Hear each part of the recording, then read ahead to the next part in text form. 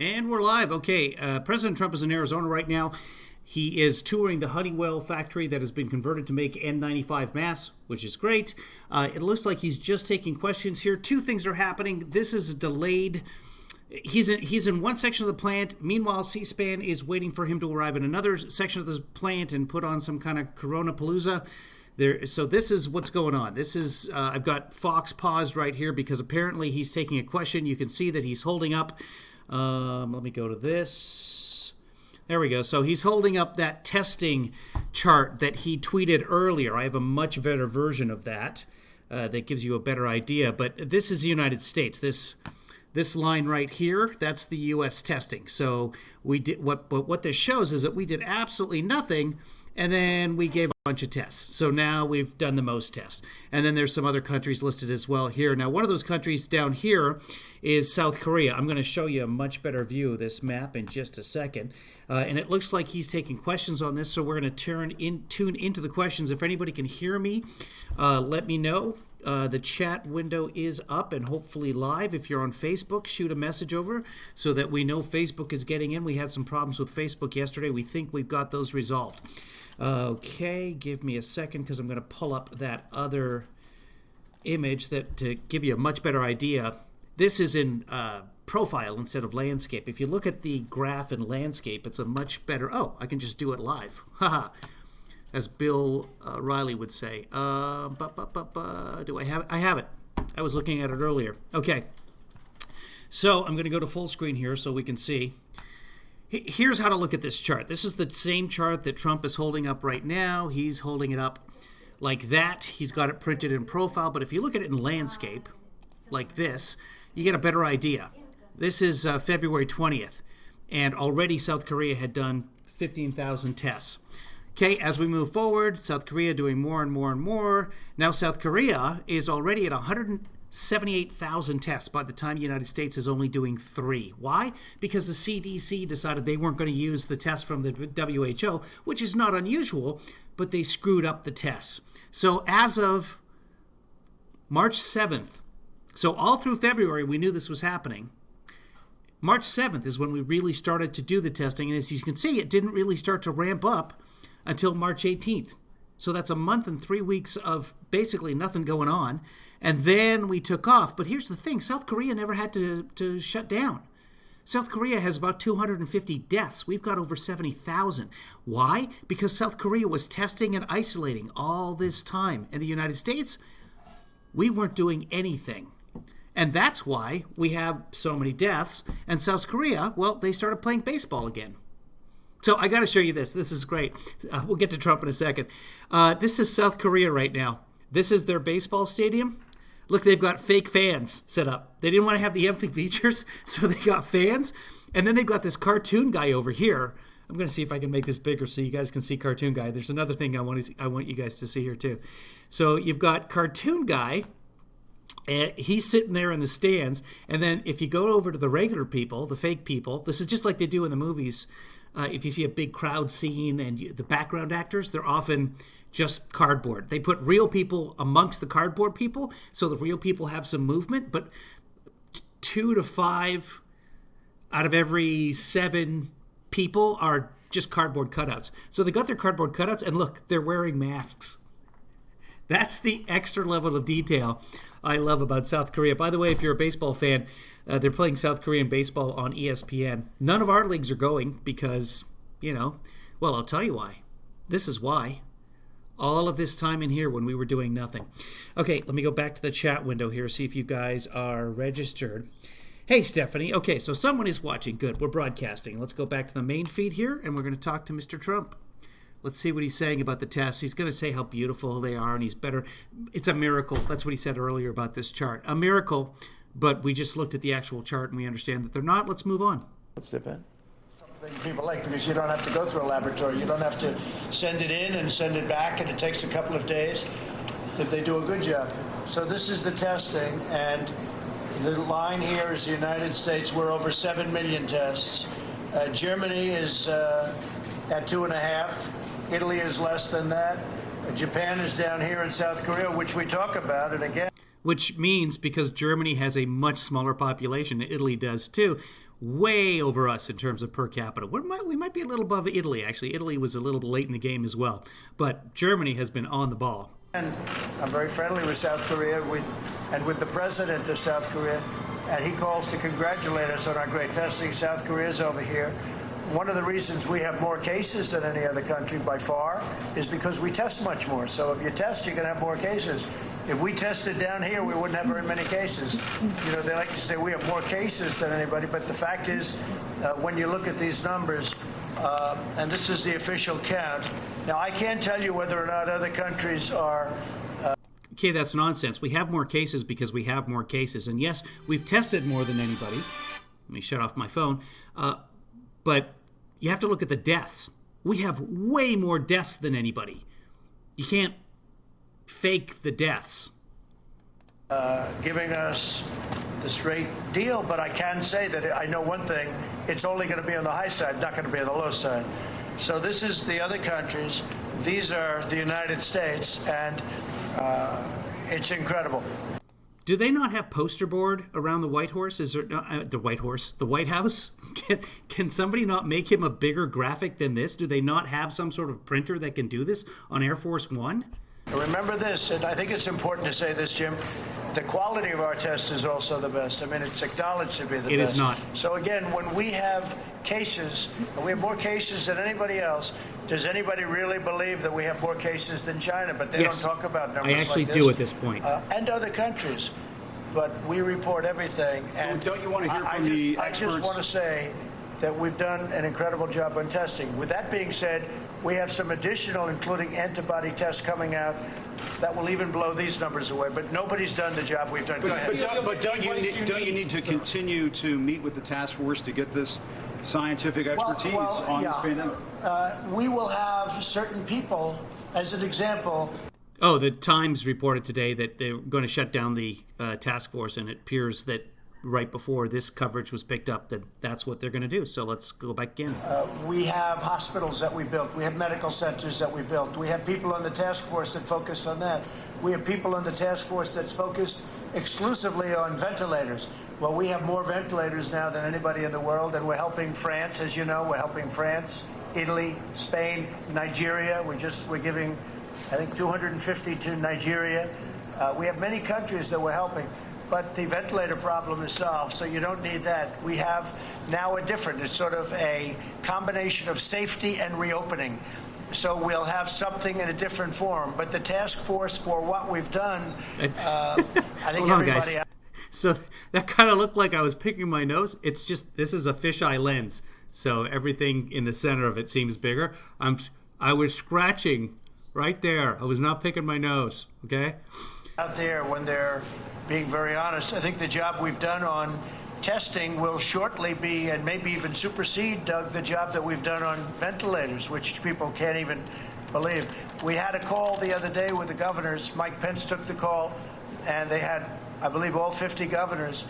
And it was, they say, the best call we've had thus far. We're working closely with the governors. They have everything Yeah, because they we need. finally got testing. And if they don't have it, and if they don't need it, or if they can't get it locally, and then they know that we are stocked and we are ready, and we can have. As an example, we won't Patricia, need they're this, gonna but do that we were ready themselves. for weeks to have. We had 10,000 ventilators sitting in various locations with people by the ventilators ready to have those ventilators roll if they needed them in, as an example, Detroit or various other places over the country. So I think that as far as the task force, Mike Pence and the task force have done a great job, but we're now looking at a little bit of a different form, and that form is safety and opening, and we'll have a different group probably set up for that. Are you saying mission accomplished? No, not at all. The mission accomplished is when it's over. When it's over, Jim, mission accomplished. No, I wouldn't say that at all. Are you certain you'll get the advice you need, sir? Are you certain you will get the advice you need health-wise, in a sense? What does that mean? Go ahead, repeat your question. Are you Say certain it. you'll get the advice He's that confused. you need in Oh, yeah, terms we have of great advice. We have great people. We have great people. Yeah, we have great doctors. We have great Pretty simple medical question. people, laboratory people. I have to say, I think tremendous progress is being made on vaccines, which everybody should be very happy to hear. And therapeutically, I think we're making very good progress, too. We're making tremendous progress. We have the greatest doctors in the world, the greatest laboratories in the world. And I have to say, we're working with other nations. We're working with UK, we're working with Germany, we're working with various other nations who are very advanced. There was a symposium yesterday by the EU, and everyone was invited to raise money for the vaccines, and $8 billion was raised, and the U.S. didn't show up, and there's no explanation as to why. And doing a good job. I think therapeutically and also from the standpoint of laboratories, we are laboratories as it pertains to vaccines. We're doing very well. I'd love to see a therapeutic answer even before the vaccine, because we could take care of people that have a current problem or dilemma. But therapeutically and for the vaccines, a tremendous amount of progress. Oxford, Johnson & Johnson, incredible places are doing, I think, a really good job. And they're very advanced, but we have to now see. We're going up to that very delicate final stage with a number. I think a number of other countries are also doing quite well, my people say. And just so you know, working very closely with other countries, and whoever gets it first, my hat's off to them. We're not looking for first, second, or third. We're looking to get a vaccine that works. And progress has been made. Mr. President, just to follow up on Jim's question, with the doctors saying that there might be a recurrence of coronavirus in the fall, can you just explain why is now the time to wind down that task force? Well, because we can't keep our country closed for the next 5 years. You know, you could say there might be a recurrence, wasn't keeping anybody there closed. might be, and most doctors or some doctors say that it will happen, and it'll be a flame, and we're going to put the flame out. We've learned a lot. Do. We've learned a lot about the We're not going to put the flame out. We've learned a lot about this hidden enemy. It's a dangerous enemy. It's a bad enemy. You see what it does, especially for people over a certain age and people that have an infirmity. You could just say 65 or 60. Diabetes, if you have a bad heart, if you have a certain problem, it just, Myron, it just goes after you. It's vicious. Right. And we're saying that people that are over 60, 65, but over 60, we're even saying, sort of stay back for a while. We recommend you staying back for a while. At the same time, with young children and children, we'd like to see the schools open early next season and on time. It's incredible how it's very unique how the children aren't affected, but people that and are now coming down with Kawasaki disease have problems, and older people can be very badly. This is so dangerous because a lot of people only get their news from him because he's convinced them that everybody else is fake news. And they're getting the impression that unless you're old and already have underlying conditions, you're good. It's not the case. 32-year-old near me just lived in Studio City, died. No underlying health conditions. We've all heard of this, but we get our news from other sources besides Trump. Hurt, injured, or die from this problem. Mr. President, Hold on, I just want to finish a follow-up. I understand you don't want to keep the country closed for 5 years, but don't you want your advisors to keep looking at this closely the way you have? They are looking at it very closely. They are looking at it very closely. And I just said it today. I used the word for the first time, I think, in terms of what we're doing. I'm viewing our great citizens of this country, to a certain extent and to a large extent, as warriors. As sacrificial lambs. Warriors. Warriors. We can't keep our country closed. We have to open our country. Somebody said, we could keep it for the next 18 months. We could keep it for the next 2 years. Doug Ducey's done an incredible job as the governor of Arizona. The people aren't going to accept it. They won't accept it, and they shouldn't accept it. We have a great country. We can't keep it closed. I mean, I've had doctors say, well, why don't we close it for a couple of years? This is the United States of America. I created, with a lot of other very talented people and the people of our country, the greatest economy in the history of the world. Nope. The greatest that we've ever had. The greatest. I don't know if there's anybody in the chat room who hasn't heard me go over this before. It wasn't the greatest economy in the history of the world. It's not even in the same ballpark. 2.1% GDP is pathetic in terms of an economy that's bustling. Yes, unemployment is low, but more jobs are being grown, and that was on a natural curve coming from Obama. And what did Trump do? He gave taxes right back to the rich, and the deficit raised itself up to about $1 trillion. So Yeah, 72,000 dead warriors. The real Rachel. Hi, Rachel, by the way. Good to see you. Employment numbers, the best numbers we've ever had, the best stock markets. I think we had 144 days of record stock markets. And then one day they said, we have to close our country. Well, now And it's I time said to no, open it up. and then the governors and did you know it. what? The people of our country are warriors, and I'm looking at it. I'm not saying anything is perfect, and yes, will some people be affected? Yes. Will some people be affected badly? Yes. More But accurately, we have to martyrs. get our country open, and we have to get it open soon. Maybe I could ask Doug if you'd like to address that point. Well, I just want to say in Arizona, we have put public health first. We have looked at the numbers that your medical experts put forward in the Opening Up America Again plan in terms of our symptoms, our cases, our hospital capacity, our ability to surge on our testing. And we're going to continue to put public health first, but we know so much more today than we did 6 or 8 weeks ago. So we believe that we want to protect our most vulnerable. Those are the folks that are of a certain age with the underlying health condition. But the first objective was that the largest places were shut down. Major League Baseball made the decision to shut down spring training. Those are some of the best weeks of the year in the state of Arizona. Major League Baseball has delayed opening day. Schools are not in session. So these large gathering places have dispersed. We've been able to address the fact that we have hospital capacity, ICU capacity. Okay. Secretaries, those states Okay. have Yep. In the field. There we go. apply it to protect our citizens. Mr. President, do you still want the advice of Drs. Fauci and Dr. Birx? Will they still be involved even once the task force is Oh, disbanded? sure, yeah, they will be, and so will other doctors, and so will other experts in the field. But we've learned a lot. As Doug said, we've learned a lot. You're going to probably have fires here, Doug. You'll put them out. You're going to put them out, and you'll put them out fast. So, How we're exactly- bringing our country back, and I think. How do you put out a fire when you don't have any water? You don't even have rakes. You can't even rake the forest. There's no therapy and there's no vaccine. There's no way to put out this fire. The fire just does its thing until it burns out the forest. What is going to happen, just said it a little while ago, you're going to have the third quarter where you're going to have transition. You'll have a big, beautiful, hopefully a very good transition, a very successful transition back into the real world. And then you're going to have a fourth We're in the quarter real that I world. think This gonna is the do real very world. well. And then I think next year, I think we're going to have one of the best years we've ever had. Oh, yeah, Because you're we gonna have be gone. stimulus, and we have a pent-up demand like I have never seen before. You know, today's a very interesting day because it's my first day out, and Doug reminded me of something. I didn't do it for that reason, but you said this is the first place you stopped when you ran, when I ran for something that turned out to be a very successful run.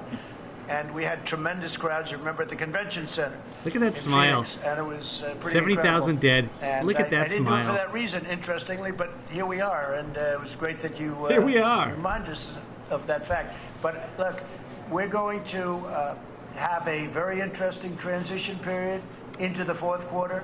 I think your fourth quarter is going to be very good, and I think next year is going to be one of the best years economically we've ever had. With that said, for those people that have lost somebody, for the people that have lost a loved one, even a close friend, At this point, like all of us? nothing can ever happen that's going to replace that. You know, I don't care what kind of a year you have from an economic standpoint. Nobody's ever going to replace that. Thanks for telling But us. I think from an economic standpoint, purely an economic standpoint, I think next year is potentially going to be one of the best years we've had. There's tremendous stimulus out there, and people want to get out. They want to go, and they want to go to town. This country was founded on certain principles, and those principles are at work like you've never seen before. So I want to thank you all very much. Here's the deal. I'm not going to go out and the day that the restaurants open up and I can go sit down in a restaurant, A, I'm not going to. B, I'm not going to walk in there and order 3 months worth of hamburgers. Why? Because a lot of Wendy's are out of beef. I'm very serious right now. That's not even a joke. A lot of Wendy's are out of beef. The supply chain is breaking down. Thank you, and we'll see you perhaps at the next stop. Thank you. The next stop. Okay, so I'm going to check. We might have the next stop. Hey, Giggity. All right, let's check out the next stop and see what's happening over on the C-SPAN. We're still waiting? Hold on, let me refresh this page. I think they're waiting there for Trump. And, okay, come on. Come on, C-SPAN. So it's possible, okay, so, no, there's movement. They're there. So it looks like a bunch of reporters or somebody. I don't recognize the backs of any of those heads, but that doesn't mean, yeah, nobody. I see a guy with a suit up at the front there. That might be a reporter. These could be just people in Arizona. They could be Arizona reporters. I would guess that the Arizona reporters probably dress more casually than your White House press correspondents. I don't know. There is, if you... I don't even know how to tell you about this. There's an Arizona reporter there were several Arizona reporters that were streaming and tweeting from just outside the Honeywell spot, or the Honeywell, I'm going to call it campus, but I have no idea. It could just be a single building. The factory.